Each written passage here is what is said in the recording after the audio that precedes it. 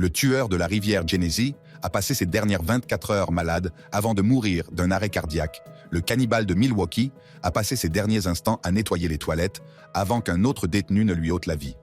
Le boucher de Rostov a passé sa dernière journée à être aussi sinistre et impénitent que possible. Mais il a accepté son exécution sans protester.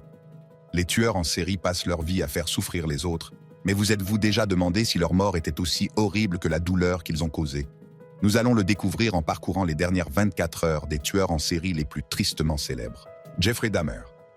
Jeffrey Dahmer, le cannibale de Milwaukee, a commis son premier meurtre à l'âge de 18 ans.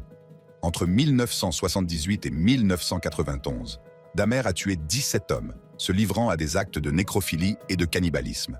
Les crimes odieux de Dahmer lui ont valu le surnom de « cannibale de Milwaukee » et son arrestation en 1991 a mis fin à son règne de terreur. Les dernières 24 heures de Dahmer ont été passées à la Columbia Correctional Institution de Portage, dans le Wisconsin. Le 28 novembre 1994, Dahmer a commencé sa journée comme n'importe quel autre détenu. Ce matin-là, il est chargé de nettoyer les toilettes de la prison. Alors qu'il s'acquittait de sa tâche, il a été rejoint par deux autres détenus, Christopher Scarver et Jesse Anderson. Christopher Scarver, qui purgeait une peine de prison à perpétuité pour meurtre, nourrissait un profond ressentiment à l'égard de Dahmer. Sans avertissement, Scarver a frappé Dahmer à la tête avec la barre métallique, lui assénant une série de coups brutaux. Dahmer s'est effondré sur le sol, le sang coulant de ses blessures. Scarver a poursuivi son assaut, s'assurant que Dahmer ne survivrait pas à l'attaque. Il a également tué Jesse Anderson. Alors que Dahmer a été tué par un autre détenu, le tueur en série suivant est mort d'apoplexie cérébrale. Leonarda Cianciulli. Leonarda Cianciulli, tristement célèbre sous le nom de la savonnière de Correggio, a commis une série de meurtres horribles qui ont choqué l'Italie à la fin des années 30 et au début des années 40. Entre 1939 et 1940, Cianciulli a assassiné 3 femmes dans la ville de Correggio, à Reggio Emilia. Ses méthodes macabres consistaient à attirer ses victimes en leur promettant un emploi ou une aide, puis à les tuer à l'aide d'une hache. Elle faisait ensuite bouillir leur corps dans de la soude caustique pour fabriquer du savon et utilisait leur sang pour faire des gâteaux de thé. Les dernières 24 heures de Madame Cianciulli ont été passées dans l'asile pénal pour femmes de Puzzole, où elle était enfermée depuis son arrestation et sa condamnation. Sa santé a commencé à se détériorer en prison et elle souffrait d'apoplexie cérébrale, une maladie qui l'avait laissée faible et alitée jusqu'à ses dernières 24 heures. L'esprit de Madame Cianciulli est resté vif et elle a passé ses derniers moments à réfléchir à sa vie et aux crimes qui l'ont marquée. Elle a toujours affirmé que ses actes étaient motivés par le désir de protéger sa famille. Au petit matin du 15 octobre 1970, Cianciulli a rendu son dernier souffle dans son sommeil. Pendant qu'elle mourait dans son sommeil, le tueur en série suivant était exécuté sur la chaise électrique. Albert Fish. Albert Fish, également connu sous le nom de Boogeyman, était un tueur en série, un cannibale et un pédophile dont les crimes ont laissé une trace inoubliable dans l'Amérique du début du XXe siècle. Entre 1924 et 1932, Fish a commis au moins 3 meurtres d'enfants, le plus tristement célèbre étant celui de Grace Budd. Fish a attiré la fillette de 10 ans chez lui sous prétexte d'assister à une fête, avant de l'assassiner brutalement et de la démembrer. Il a ensuite envoyé une lettre effrayante à la mère de Grace, détaillant l'acte horrible et ses tendances cannibales. Les dernières 24 heures de Fish ont été passées à la prison de Sing Sing, où il attendait d'être exécuté pour ses crimes odieux. Le 16 janvier 1936, Fish a passé la journée à faire ses activités habituelles, sachant qu'il s'agissait de son dernier jour. Malgré la gravité de sa situation, Fish est resté étrangement calme. Fish reçoit son dernier repas, un simple steak et des pommes de terre. À 11 heures précises, l'interrupteur a été tourné et une vague d'électricité a traversé le corps de Fish. La pièce est remplie du bourdonnement du courant électrique et de l'odeur âcre de la chair brûlée. Fish est mort sur la chaise électrique, mais le tueur en série suivant a reçu une balle dans la tête. Andrei Chikatilo. Andrei Chikatilo, tristement célèbre sous le nom de boucher de Rostov, était l'un des tueurs en série et des cannibales les plus connus de Russie. Son règne de terreur a commencé par le meurtre d'une fillette de 9 ans, Elena Zakotnova, en 1978. Chikatilo l'a attirée dans une maison abandonnée, où il l'a brutalement tuée et mutilée. Cet acte odieux a ouvert la voie à une série de meurtres effroyables qui allaient coûter la vie à 52 femmes et enfants au cours des 12 années suivantes. Le meurtrier a passé ses dernières 24 heures dans la prison de Novocherkassk, où il attendait son exécution. Le 13 février 1994, Chikatilo s'est réveillé dans sa cellule, conscient que son temps était compté. Malgré la gravité de sa situation, il conserve un comportement froid et détaché. Chikatilo, qui a toujours été un personnage complexe et énigmatique, décline l'offre de l'aumônier. Il resta silencieux, ses yeux ne trahissant aucune émotion tandis qu'il contemplait son sort imminent. À minuit pile, le bourreau lève son pistolet et le pointe sur l'arrière de la tête de Chikatilo. D'un seul coup de feu, la vie de Chikatilo s'achève brutalement et violemment. Alors que Chikatilo a été exécuté pour ses crimes, le tueur en série suivant sur cette liste s'est suicidé. Richard Chase. Richard Chase, tristement célèbre sous le nom de vampire de Sacramento, était un tueur en série et un cannibale aux États-Unis à la fin des années 70. Son règne de terreur a commencé par le meurtre d'Ambrose Griffin, un ingénieur de 51 ans, en 1970. Ce premier meurtre a marqué le début d'une effroyable série qui a fait 6 morts. Les méthodes de Chase étaient particulièrement inquiétantes. Il buvait le sang de ses victimes et consommait leurs organes. Chase a passé ses derniers jours à la prison d'État de San Quentin. Le 26 décembre 1980, il a trouvé la mort.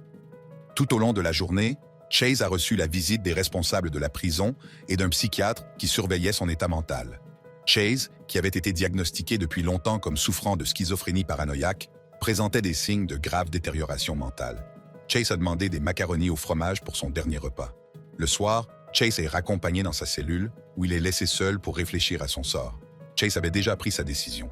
Il avait accumulé les médicaments qui lui avaient été prescrits, économisant suffisamment de pilules pour mettre fin à ses jours. À la tombée de la nuit, Chase a pris les pilules accumulées, ingérant une dose mortelle.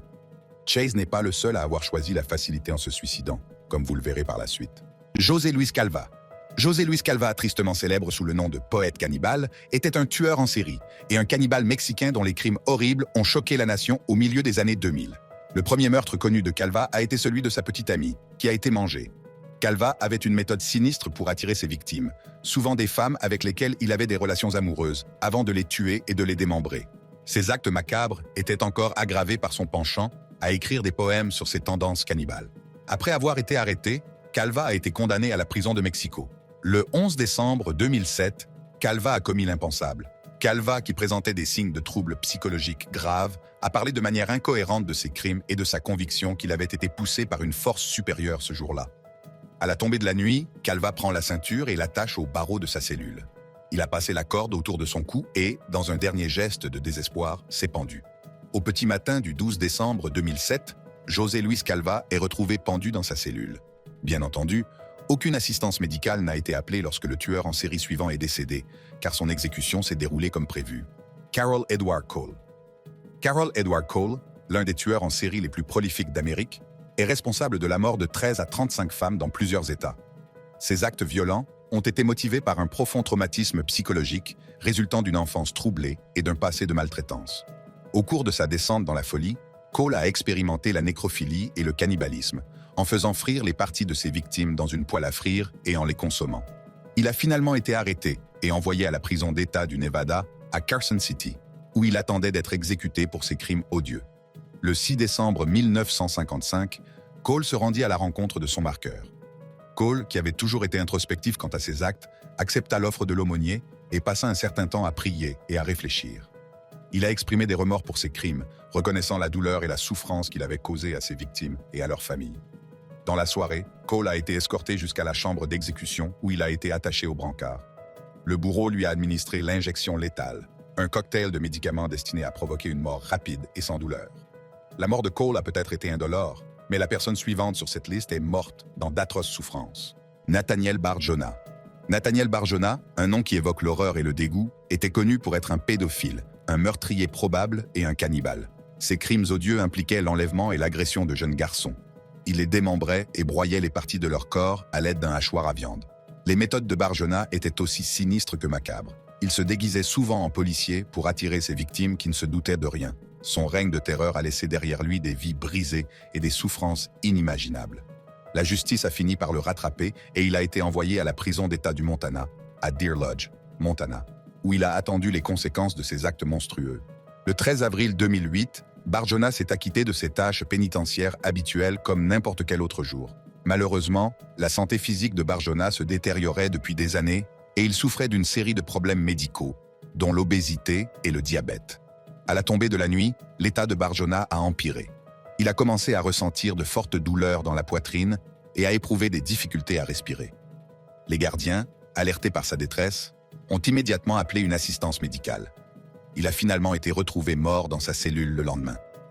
Il a succombé à sa maladie, tout comme le prochain tueur en série de cette liste. Joachim George Kroll. Joachim Kroll, tristement célèbre sous les noms de cannibale de la Ruhr, chasseur de la Ruhr et mangeur d'hommes de Duisbourg, est l'un des tueurs en série cannibales les plus connus de l'histoire. Son règne de terreur s'est étendu sur plus de 2 décennies, au cours desquelles il a trouvé dans le cannibalisme de jeunes enfants les repas les plus satisfaisants. Parmi les actes odieux de Kroll figure le meurtre d'une fillette de 4 ans, Marion Ketter, le 3 juillet 1976. Il l'a attirée loin d'une aire de jeu, l'a brutalement tuée, puis a démembré son corps, consommant des parties de sa chair. Le 1er juillet 1991, Kroll a poursuivi sa journée sans savoir quelle serait la dernière. En effet, Kroll avait des problèmes de santé et souffrait de diverses affections, notamment d'une maladie cardiaque. Cette nuit-là, il a commencé à ressentir de fortes douleurs à la poitrine et des difficultés à respirer. Les gardiens, alertés par sa détresse, ont immédiatement demandé une assistance médicale. L'équipe médicale arrive rapidement, mais il est trop tard. Kroll a succombé à une crise cardiaque, mettant fin à ses jours et clôturant un chapitre d'horreur qui a hanté la nation. Tout comme Kroll, le tueur en série suivant sur cette liste est également décédé des suites d'une maladie. Otis Toole. Otis Toole, nom synonyme d'horreur et de dépravation, était un tueur en série qui aimait manger les côtes de ses victimes et boire leur sang.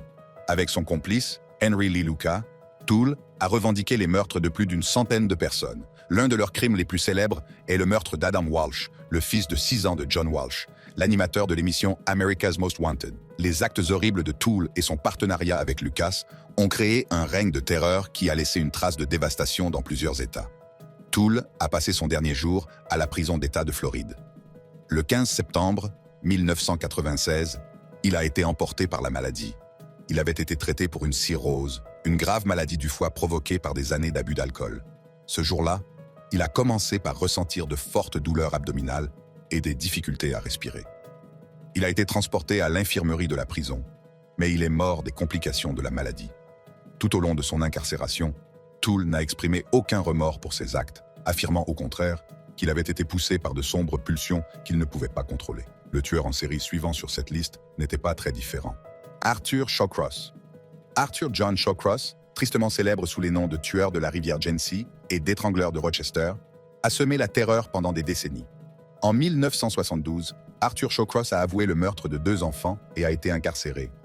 Après sa libération, son dossier a été mis sous scellé pour lui permettre de se réinsérer dans la société sans susciter d'inquiétude. Cependant, entre 1988 et 1990, Shawcross a commis une série de meurtres, tuant 12 femmes dans le nord de l'État de New York. Cela lui a valu le surnom notoire de « tueur de la rivière Genesee ». Il a finalement été rattrapé et condamné à la prison à vie. Le dernier jour, Shawcross était incarcéré à la prison d'État de Sullivan à Fallsburg, dans l'État de New York. Il avait purgé plusieurs peines de prison à vie pour ses crimes odieux. Ce jour-là, Shawcross a commencé à se plaindre d'une forte douleur à la jambe. Le personnel de la prison, conscient de la gravité de son état, l'a transporté d'urgence à l'hôpital d'Albany. Au fil des heures, l'état de Shawcross s'est rapidement détérioré. Malgré l'intervention médicale, il a succombé à un arrêt cardiaque, contrairement à la personne suivante sur la liste, qui est morte lors d'une fusillade avec la police. Matej Kurko, Slovaquie. Matej Kurko, également connu sous le nom de cannibale slovaque, était un tueur en série et cannibale slovaque actif à la fin des années 2000 et au début des 2010 années 2010. Les crimes de Kurko ont été révélés après qu'un Suisse a répondu à l'un de ses messages en ligne sollicitant quelqu'un qui voulait mourir et être mangé. Le Suisse a alerté la police, qui a mis en place une opération d'infiltration pour attraper Kurko. Au cours de l'opération, Kurko a blessé un policier par balle avant d'être abattu par la police. Après la mort de Kurko, la police a trouvé des preuves de ses crimes, notamment les corps de 2 femmes, Lucia Ushnarova et Elena Gudjakova, qui avaient disparu depuis 2010. Les corps ont été retrouvés dans une fosse peu profonde dans la forêt près du village de Kurko, et ils avaient été mutilés et partiellement mangés. Une enquête plus approfondie a révélé que Kurko avait été en contact avec plusieurs autres femmes qui avaient disparu, et l'on pense qu'il pourrait également être responsable de leur mort. Les motivations de Kurko pour ces crimes ne sont pas entièrement comprises.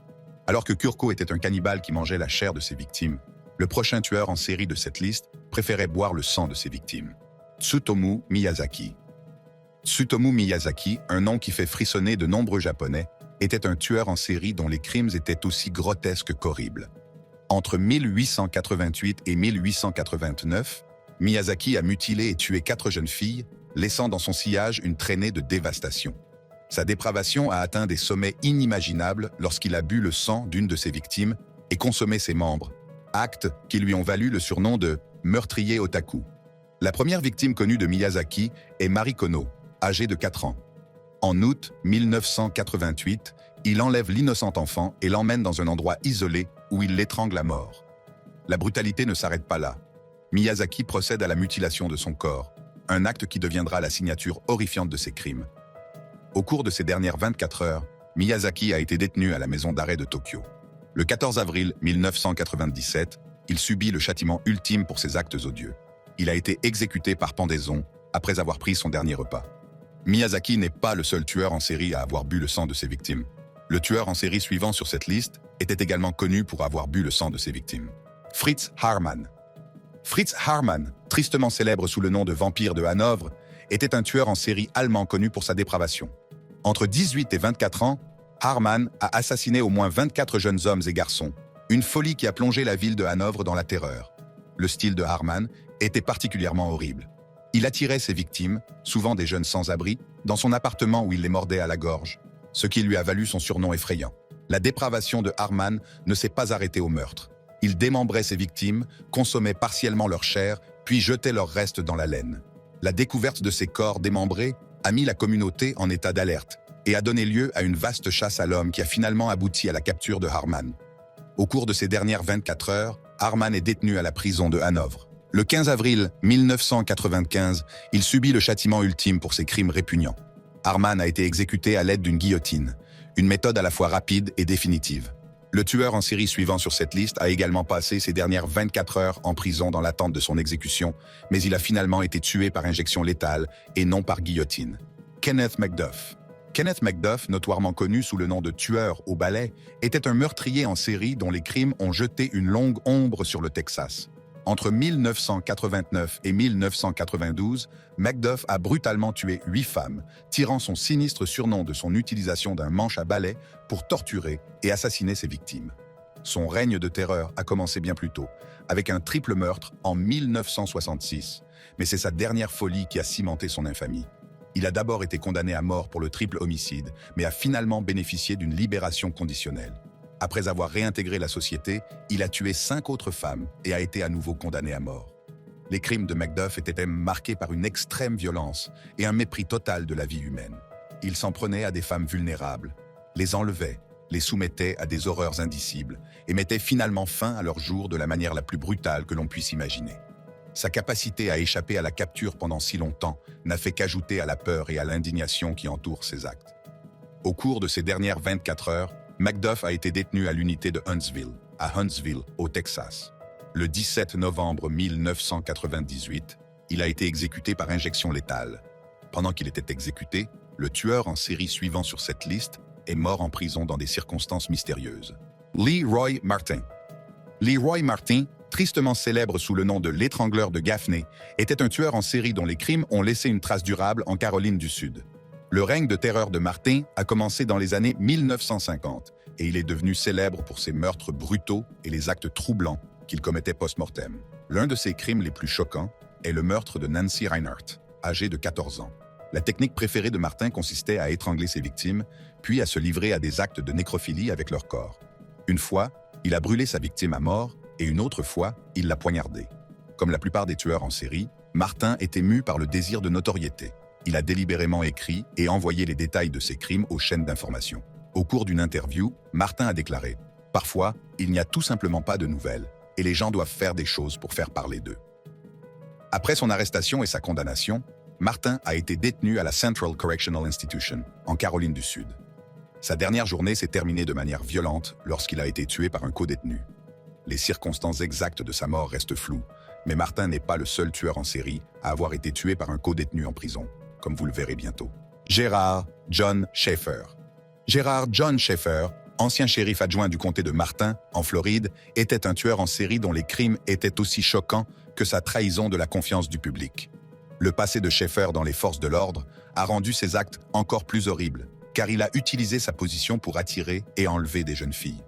Privé de son insigne de policier, Schaeffer a révélé sa véritable nature en se lançant dans une série de meurtres qui ont laissé des traces dévastatrices.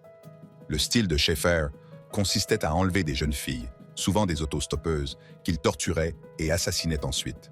Ces crimes étaient d'une extrême brutalité et il conservait souvent les trophées de ses victimes comme souvenir macabre de ses actes odieux. La découverte de ces trophées a finalement conduit à sa capture et à sa condamnation, mais pas avant qu'il n'ait fait de nombreuses victimes. Finalement, Schaeffer a été incarcéré à la prison d'État de Floride.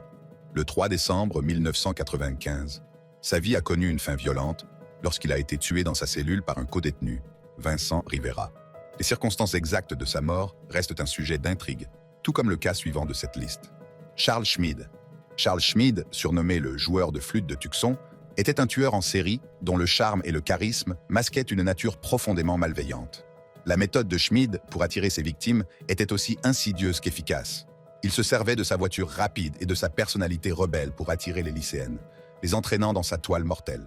Entre 1964 et 1965, l'attrait de Schmid a conduit aux meurtres brutaux de plusieurs jeunes femmes, laissant dans son sillage une traînée de chagrin et d'horreur. Les crimes de Schmid étaient marqués par une combinaison effrayante de manipulation et de violence. Il gagnait la confiance de ses victimes pour ensuite les trahir de la manière la plus horrible qui soit. Sa capacité à se fondre dans le tissu social de Tucson, tout en commettant des actes aussi odieux, lui a valu son célèbre surnom et a plongé la communauté dans la peur.